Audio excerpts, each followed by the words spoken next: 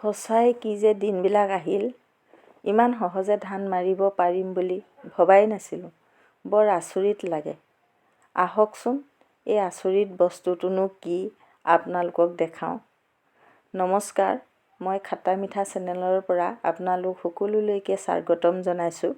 আজি মই আপোনালোকক এনেকুৱা এটা ধান বনা মেচিন দেখাবলৈ বিচাৰিছোঁ। আহকচোন এবাৰ চাওঁ। এইটো ধান মৰা মেচিন।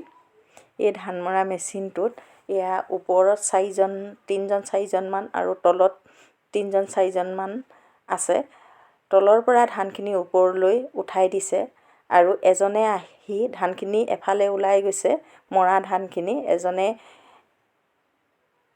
এটিং এটিংকৈ আনি ঢালি থৈছে। এয়া ওলাই আছে, চাওকচোন এই ধানখিনি এইফালেদি ওলাই আছে আৰু এইফালেদি খেৰখিনি বহুত দূৰত পৰিছে। এই ধূলি মাকতিখিনি এইখিনি গোটেইখিনি ঘুগুলাখিনি বহুত দূৰত পৰিছে। এই মেচিনটোত হেনো দুখন ফেন আছে, সেইকাৰণে বহুত দূৰলৈ এই জাবৰ জোঁথৰখিনি উৰি গৈছে। ঘৰবিলাকত ইমান ধূলি মাকতি নহয়, বহুত দূৰণিলৈ গুচি যায়। এয়া চাওকচোন, এইখিনিত ওপৰত দুজন আছে, তলৰ পৰা দুজনে উঠাই আছে আৰু অন্যফালে তিনি চাৰিজনমানে ধানখিনি কঢ়িয়াই আনিছে। আৰু তলত এটা পতান যাবৰ কাৰণে এটা তলত বাকেট পাতি থৈছে।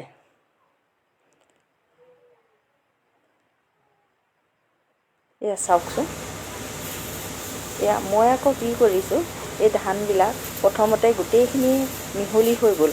মই এটা এটাকৈ বৰা জহা বাছি আছোঁ, কিন্তু বাচিলেনো কি হ'ব, ধানখিনি গোটেইখিনি মিহলি হৈয়ে গ'ল। এতিয়া বাচিলেও লাভ নহ'ব যেন পাইছোঁ।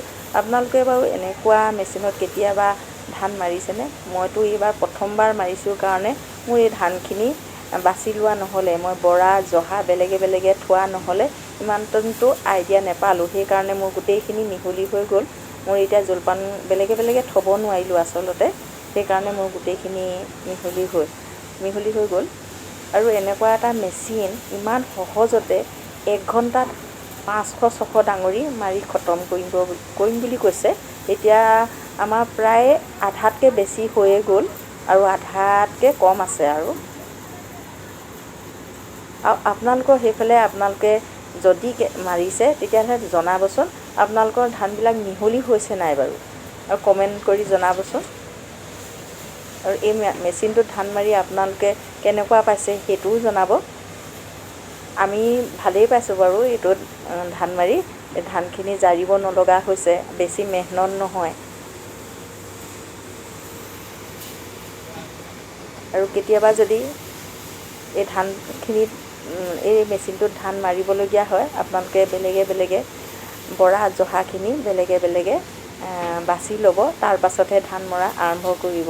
আৰু মেচিনটোত ষ্টাৰ্ট দিয়াৰ লগে লগে আৰু মানুহৰ কাৰো খোজ নাথাকে ধানখিনি দিবৰ কাৰণে, ধানখিনি তাত সুমুৱাই দিবৰ কাৰণে। আপোনালোকৰ বাৰু এই মেচিনটো কেনেকুৱা লাগিলে জনাবচোন। ছাবস্ক্ৰাইব কৰিব, শ্বেয়াৰ কৰিব।